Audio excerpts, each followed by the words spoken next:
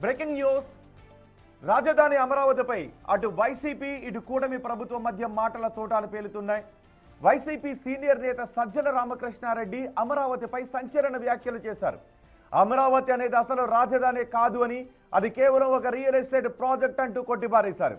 అభివృద్ధి ఒకే చోట కేంద్రీకృతం కాకూడదు అన్నారు. రాష్ట్రం ఇప్పటికే అప్పుల్లో కూరుకుపోయి ఉంటే లక్షల కోట్ల రూపాయలను ఒకే ప్రాంతంపై ఖర్చు చేయడం ఏ రకమైన న్యాయం అన్నారు. వ్యక్తిగత ప్రయోజనాల కోసమే చంద్రబాబు అమరావతిని గట్టిగా పట్టుకుని వేలాడుతున్నారు అని సజ్జల మండిపడుతున్నారు.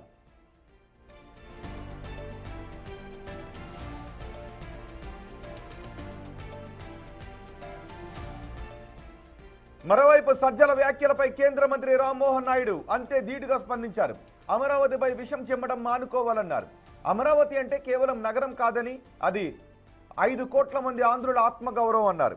3 రాజధానుల పేరుతో వైసీపీ ప్రజలను మభ్యపెట్టాలని చూస్తే అసెంబ్లీ ఎన్నికలలో ప్రజలు ఆ కాన్సెప్ట్ను పూర్తిగా తిరస్కరించి అమరావతికి పట్టం కట్టారని గుర్తు చేశారు. అమరావతి అభివృద్ధిని చూసి ఓర్వలేకే వైసీపీ నేతలు ఇలాంటి వ్యాఖ్యలు చేస్తున్నారని మండిపడ్డారు.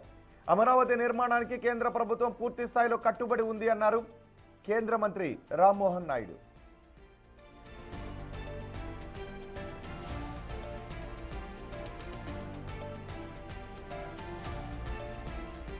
మొత్తానికి అమరావతి నిర్మాణం వేగవంతం అవుతున్న తరుణంలో అప్పుల పేరుతో పాటు మావిగన పేరును వైసీపీ తెర మీదకు తెస్తూ ఉంటే ఆత్మగౌరవం పేరుతో కూటమి ప్రభుత్వం అడుగులు వేస్తోంది.